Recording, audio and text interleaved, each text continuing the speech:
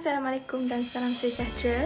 Untuk CTU 554 Etika dan Peradaban, kami akan membentangkan tentang tajuk isu semasa dan kaitannya dengan etika dan peradaban. Isu yang kumpulan kami telah pilih ialah penyalahgunaan teknologi. Sebelum masuk ke objektif yang pertama, kita perlu tahu apa itu teknologi. Teknologi merupakan hasil gabungan daripada dua perkataan daripada bahasa Yunani iaitu tekne dan logos. Tekne bermaksud kemahiran dan logos bermaksud percakapan. Kesimpulannya, teknologi ialah sesuatu yang praktikal dan bukannya sesuatu yang bersifat teori seperti ilmu sains. Salah satu isu penyalahgunaan teknologi yang melibatkan para pelajar ataupun mahasiswa khususnya adalah plagiat. Apa itu plagiat? Menurut Kamus Dewan Bahasa, plagiat ialah perbuatan mengambil hak cipta ataupun idea orang lain dan dijadikan sebagai hak persendirian. Dalam erti kata lainnya adalah copy-paste.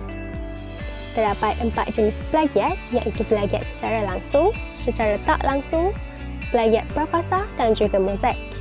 Plagiat secara langsung adalah meniru secara bulat-bulat. Plagiat secara tak langsung pula meniru petikan secara tak lengkap. Plagiat prapasa adalah melakukan sedikit modifikasi sebelum di copy paste dan plagiat mozaik adalah gabungan antara plagiat secara langsung dan juga prapasa. Faktor-faktor berlakunya plagiat kerana kurang mahir dalam mencari maklumat. Ada setengah pelajar dia kurang mahir dalam mencari maklumat mengenai tugasan yang diperolehi. Jadi mereka mengambil jalan pintas untuk menyiapkan tugasan mereka dengan melakukan plagiat. Selain itu, alasan masa yang diberi oleh pensyarah tidak mencukupi. Sebenarnya, pelajar-pelajar yang menggunakan alasan sebegini, mereka yang melakukan kerja sambil lewa, di mana mereka tidak mementingkan tempoh masa yang diberikan oleh pensyarah dan membuat kerja pada minit-minit terakhir. Disebabkan itulah, masa yang diberi oleh pensyarah tidak mencukupi dan membuatkan mereka memilih untuk melakukan plagiat. Faktor yang terakhir adalah kurang kesedaran mengenai plagiat. Umumnya, terdapat juga di antara kita yang tidak mengetahui makna sebenar plagiat dan menganggap bahawa plagiat bukan satu kesalahan. Jadi sebab itulah mereka berterusan melakukan plagiat sesuka hati mereka. Antara kesan-kesan melakukan plagiat adalah dapat merosakkan hubungan dengan rakan. Contohnya, Ali dah berusaha bersungguh-sungguh untuk siapkan tugasannya, namun ditiru oleh Abu. Jadi sudah pasti Ali akan merasa sedih dan agak terhilan kerana hasil tugasannya yang dilakukan bersungguh-sungguh dan ideanya ditiru oleh Abu dan Abu mendapat markah yang tinggi. Hal ini akan menjejaskan persahabatan mereka. Selain itu, bakat tidak akan berkembang. Bagi mereka yang telah terbiasa dengan amalan copy-paste ini, sudah pasti kemahiran penulisan mereka tidak akan bertambah baik kerana telah terbiasa menciplak hasil penulisan orang lain dalam menyiapkan tugasan. Hal ini sedikit sebanyak akan menjejaskan masa depan pelajar tersebut kerana sekiranya mereka bekerja dalam sektor yang melibatkan penulisan seperti penulisan laporan, jadi sudah pasti mereka tidak akan dapat menghasilkan laporan yang baik kerana terbiasa dengan amalan copy-paste ini. Kesan yang terakhir adalah kepercayaan diri dan tahap kreativiti berkurang. Hal ini kerana bagi mereka yang telah terbiasa dengan amalan plagiat ini akan merasa hasil kerja yang mereka lakukan tidak memuaskan. Jadi, apabila mereka mendapat tugasan, mereka fokus terhadap mencari maklumat berkaitan tugasan yang diperoleh. Jadi, mereka tak dapat mencurahkan kreativiti masing-masing kerana terlalu fokus untuk menyalin hasil kerja orang lain demi menyiapkan tugasan mereka. Punca tentang isu penyebaran berita palsu. Teknologi merupakan salah satu medium yang digunakan oleh semua masyarakat dalam menyebarkan pendapat, informasi, berita, propaganda, gosip dan sebagainya. Pada era globalisasi ini, teknologi seperti televisyen, radio, telefon pintar dan sebagainya telah mengakibatkan berita atau maklumat telah tersebar dan menjadi semakin tidak berkualiti. Selain itu, terdapat juga berita yang tidak sahih yang telah disebarkan secara berleluasa. Punca penyebaran berita palsu atau yang berunsur fitnah adalah kerana ramai yang gairah untuk menjadi orang pertama dalam menyebarkan sesuatu berita tanpa menyedari ia adalah berita palsu atau tidak sahih. yang boleh mengakibatkan fitnah berlaku. Hal ini juga dapat dikaitkan dengan isu semasa iaitu pandemik COVID-19 yang telah melanda negara kita sejak tahun lepas yang telah mengakibatkan sebahagian besar rakyat diminta patuh untuk terus berada di rumah seperti yang dikehendaki oleh pihak kerajaan. Namun, terdapat pula penyebaran berita palsu yang telah berleluasa di media sosial mengenai COVID-19. Walaupun berkali-kali rakyat dinasihatkan supaya menjaga etika dalam penggunaan sosial media, namun masih ada segelintir masyarakat yang telah menularkan berita palsu. Masyarakat juga telah diberi amaran yang akan tindakan yang diambil jika menggunakan medium sosial media ke arah keburukan seperti menyebarkan berita palsu. Namun begitu, ianya seolah-olah tidak memberi kesan kepada segelintir warga maya. Mereka terus menyebarkan berita yang tidak sahih sehingga ada sesetengah masyarakat yang mempercayainya. Hal ini kerana mereka mahu menjadi orang yang terawal dalam menyebarkan sesuatu maklumat. Pada masa kini, terlalu banyak berita yang telah disebarkan melalui sosial media namun akhirnya berita itu palsu dan dapat mengelirukan masyarakat yang lain. Oleh itu, prinsip tabayun atau sikap semak terhadap sesuatu perkara perlu diamalkan oleh semua masyarakat yang menggunakan medium sosial media sebelum menyebarkan sebarang berita. Hal ini dapat mengenal pasti sama ada berita yang ingin disebarkan itu sahih ataupun tidak. Apabila isu penyebaran berita palsu ini berlaku, ia akan memberi kesan terhadap ekonomi, sosial dan juga politik. Dari segi ekonomi, ia dapat menjejaskan ekonomi negara.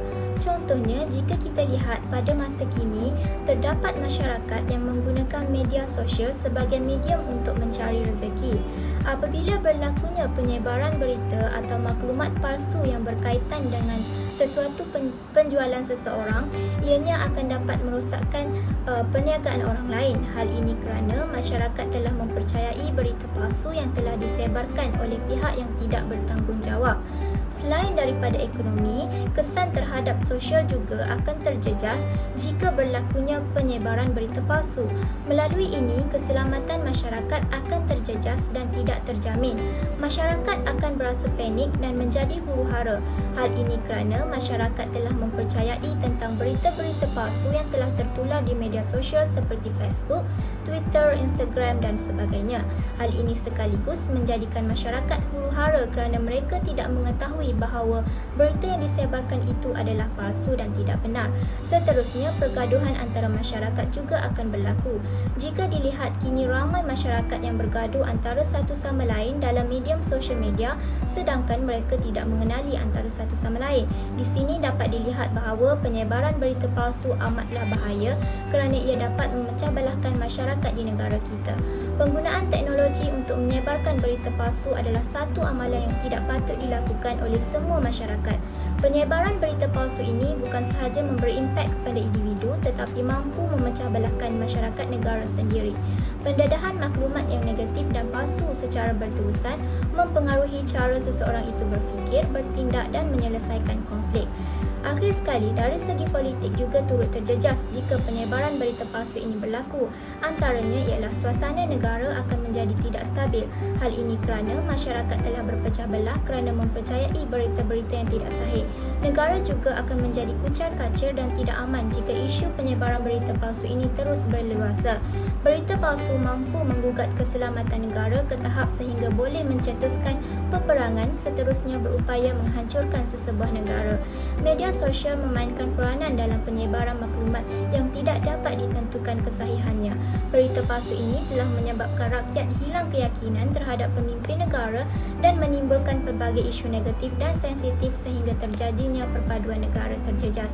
Oleh itu, sebagai rakyat yang beretika, kita tidak patut mempercayai berita palsu dan menjadi batu api. Sebaliknya, haruslah menunggu berita yang sahih dan tepat apabila diberitakan. Assalamualaikum warahmatullahi wabarakatuh. Saya Nur Fahana binti Mak Fauzi dari kumpulan 6. Hari ini akan memberi rumusan tentang poin untuk ketagihan internet. Ketagihan internet ni saya boleh definisikan sebagai penggunaan internet secara berlebihan menyebabkan kita, boleh saya katakan, lewat untuk solat, kerja rumah ditangguhkan. Okey, itu ketagihan internet. Jadi saya akan pergi pada punca dia dan kesan-kesan buruk ketagihan internet. Okey, punca yang pertama yang saya boleh cakap di sini, punca yang utama adalah dengan kehujatan media sosial. Ramai orang sekarang tertarik dengan media sosial, terutama TikTok yang semakin menjadi-jadi sekarang di kalangan rakyat Malaysia. Ramai orang dia hanyalah video, tapi kita scroll, dia jadi macam kita dah tertarik, kita akan tengok sampai tak perasan dah 1 jam kat situ. Saya boleh cakap media itu pertama. Yang kedua, kurangnya perhatian dari orang tersayang, terutamanya ibu bapa. Bila kita tak ada perhatian, kita nakkan perhatian daripada orang kita sayang, terutama kanak-kanak yang baru membesar, ibu bapa akan bagi gadget sebab tak nak anak-anak kacau dia orang macam ada kekurangan sayang, dia akan bergantung pada gadget, menyebabkan dia orang jadi ketagihan dengan internet sebab dari kecil lagi dia ajar macam tu. Jadi itu yang kedua. Dan yang ketiga, penggunaan mobile data. Penggunaan mobile data ni saya boleh katakan dulu kita internet ni kita bergantung pada jalur lebar, tapi sekarang dah ada mobile data sebabkan telco dah besarkan package plan semua, jadi semua orang dapat kemudahan internet itu. Jadi kita pergi pula pada kesan-kesan buruk dia. Jadi ada je kesan baik, tapi hari ni saya nak tekankan kesan buruk dia. Kesan buruk menyebabkan sikap malas, terutama pada zaman pandemik COVID-19 ni, semua duduk kat rumah, tak ada kerja nak buat, tak boleh pergi mana-mana, PKP. Jadi saya boleh katakan sama dia, kita akan jadi malas. Kesan yang kedua adalah jadi anti-sosial. Kita duduk kat rumah melayari internet, jadi boleh menyebabkan kita bila nak berinteraksi dengan orang, terutamanya kalau nak pergi interview kerja ke, boleh menyebabkan kita ni jadi anti-sosial, susah untuk mendapat kerja sebab kita dah jadi anti-sosial. Kita lebih pada penggunaan internet batu di situ. Jadi saya nak tekankan di sini, ya, ada kebaikan dan keburukan untuk penggunaan internet ni, tapi kita sebagai manusia pilihlah yang terbaik untuk diri kita sendiri. Itu sahaja daripada saya. Assalamualaikum warahmatullahi wabarakatuh. Assalamualaikum dan selamat sejahtera. Nama saya Amiruddin bin Rozaiman dan nombor ID saya adalah 2020482894. Hari ini saya akan membincangkan tentang isu buli cyber. Dewasa ini, kes buli cyber dilihat semakin meningkat saban hari. Jumlah kes buli cyber juga meningkat mengikut tahun. Baik, apa itu buli cyber? Buli cyber ditaktifkan sebagai penggunaan komunikasi yang bertujuan untuk memberi gangguan atau ugutan secara dalam talian. Antara contoh buli cyber adalah pemalsuan identiti di media sosial, penyebaran berita berbentuk provokasi dan juga pemalsuan video atau foto. Terdapat 2 punca berlakunya kes buli cyber ini. Punca pertama adalah adanya sokongan atau galakan daripada rakan-rakan dan ahli keluarga si pembuli. Sebagai contoh, sekiranya ada posting yang melibatkan buli seseorang, pasti akan ada rakan-rakan si pembuli yang mentertawakan postingan tersebut seolah-olah ia adalah kelakar dan mengiyakan perbuatan tersebut. Hal ini akan menyebabkan si pembuli berasa gah dan merasakan diri mereka adalah benar dalam situasi tersebut, walaupun diri mereka sendiri tahu adalah bahawa tindakan buli cyber itu adalah tidak benar. Yang kedua, punca berlakunya buli cyber adalah adanya sifat prejudis atau diskriminasi dalam diri seseorang. Sebagai contoh, sekiranya terdapat postingan terkini mengenai, sebagai contoh, lelaki India yang mabuk melanggar seseorang, kita dapat melihat di bahagian ruangan komen terdapat pelbagai jenis kecaman atau hinaan kepada lelaki India tersebut yang melibatkan rupa, warna atau agama beliau. Hal ini adalah salah dan boleh diklasifikasikan sebagai buli cyber, walaupun terang-terang lelaki India tersebut, tetapi tindakan buli cyber adalah tidak perlu sama sekali selagi sifat prejudis dan diskriminasi ini tidak hilang dalam diri, maka akan sentiasalah berlakunya bully cyber. Terdapat dua kesan yang akan diterima oleh mangsa bully cyber. Kesan ini dapat dibagi kepada dua, iaitu kesan fizikal dan juga mental. Secara fizikalnya, si mangsa bully cyber akan memaksa diri mereka untuk berlapar atau tidak mengambil makanan secara regular sekiranya mereka diejek atau dihina berat badan mereka atau rupa bentuk mereka. Hal ini dilakukan semata-mata untuk mereka mencapai standard yang ditetapkan di media sosial. Sekiranya hari ini berterusan, si mangsa boleh mengidap penyakit seperti gastrik. Kesan yang kedua adalah dari segi mental, iaitu si mangsa boleh mengidap penyakit depresi atau perasaan anxiety. Hal ini akan menyebabkan si mangsa berasa resah atau akan mengakibatkan overthinking sebelum mereka melakukan postingan di media sosial. Sekiranya hal ini berlanjutan dan penyakit ini semakin teruk, ianya boleh menjerumus kepada pemikiran bahawa bunuh diri adalah jalan penyelesaiannya. Oleh itu, kita sebagai manusia yang prihatin terhadap orang lain, kita sepatutnya tidak melakukan pembulian secara cyber kerana ianya akan memberikan kesan yang buruk kepada mangsa-mangsa bully cyber. Sekian, terima kasih. Secara kesimpulannya, terdapat pelbagai jenis penyalahgunaan teknologi dalam masyarakat Malaysia dan semuanya berpunca daripada kurangnya nilai etika dan peradaban dalam diri masyarakat. Masyarakat menjadi kurang bertanggungjawab dan tidak rasional. Penyalahgunaan teknologi akan menjadikan masyarakat panik dan hidup dalam kegelisahan. Selain itu, Malaysia akan dipandang serong oleh negara lain. Contohnya, negara lain telah melabelkan Malaysia sebagai negara kedua di dunia yang paling teruk melakukan cyberbullying. Malaysia kelihatan seperti negara yang melahirkan masyarakat yang mundur dari segi pemikiran. Oleh itu, semua pihak perlu berganding bahu menggambling tenaga untuk membanteras penyalahgunaan teknologi dalam kalangan masyarakat. Elakkan penyebaran berita palsu. Jangan sebar jika tidak pasti. Elakkan plagiarism untuk memudahkan setiap urusan kerana di sebalik setiap hasil kerja, ada individu yang berusaha keras untuk menghasilkannya. Seterusnya, elakkan menggunakan social media dengan sembrono dan jalan yang salah. Tidak kira Facebook, Instagram, Twitter dan lain-lain.